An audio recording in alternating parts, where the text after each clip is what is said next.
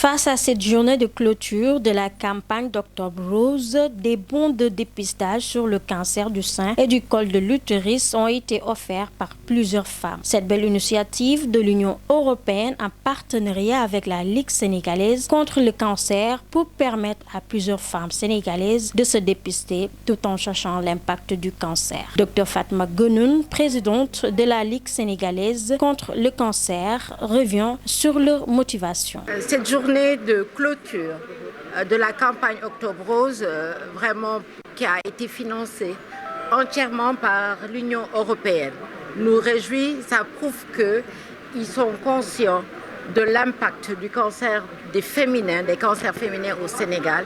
Et ils veulent permettre à plusieurs femmes de se dépister.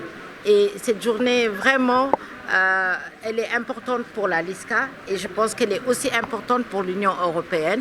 Et c'est une première. J'espère que ce partenariat va se poursuivre dans le long terme. Il paraît que je n'ai pas tous les chiffres, mais il y a plus de 600 femmes qui sont déjà là. On a dépassé les 700. 700 femmes, donc 700 qui sont là, qu'on va consulter à midi seulement et nous sommes là jusqu'au soir. Donc on attendrait peut-être 1000 femmes ou même plus parce qu'on a l'habitude d'organiser ici et chaque fois que nous organisons, nous avons plus de 1500 femmes que nous voyons.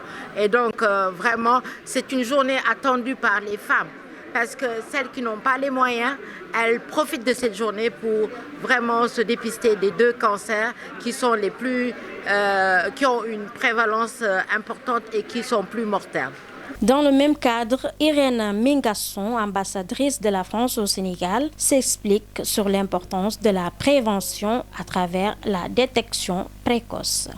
Je vous présente le beau t-shirt de la journée pour l'Union européenne qui s'est mobilisée dès le premier jour d'Octobre Rose, comme nous le faisons tous les ans, sur la question de la sensibilisation au cancer du sein et du col de l'utérus, et de l'importance de la prévention à travers la détection précoce.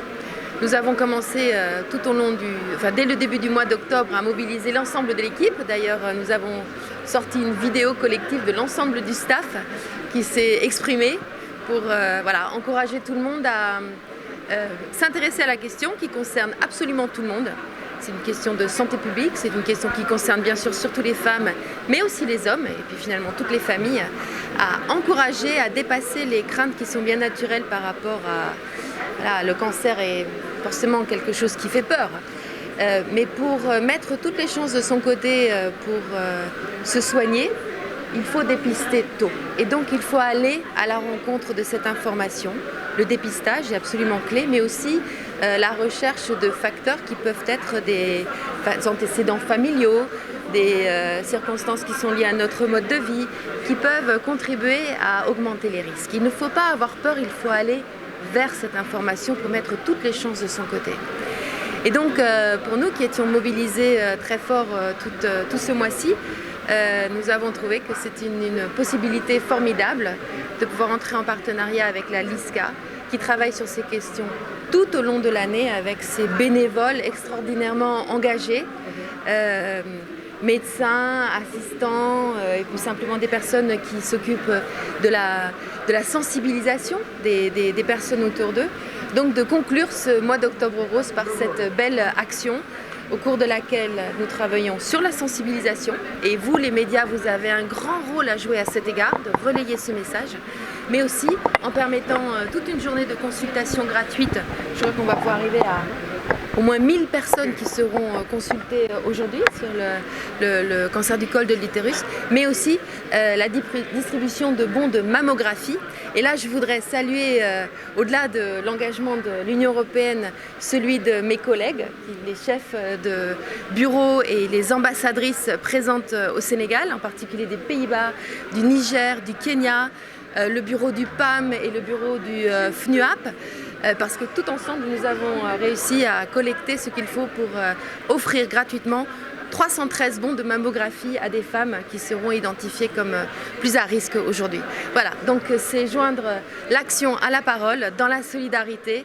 Et encore une fois, mesdames, n'ayez pas peur, faites-vous dépister le plus tôt possible.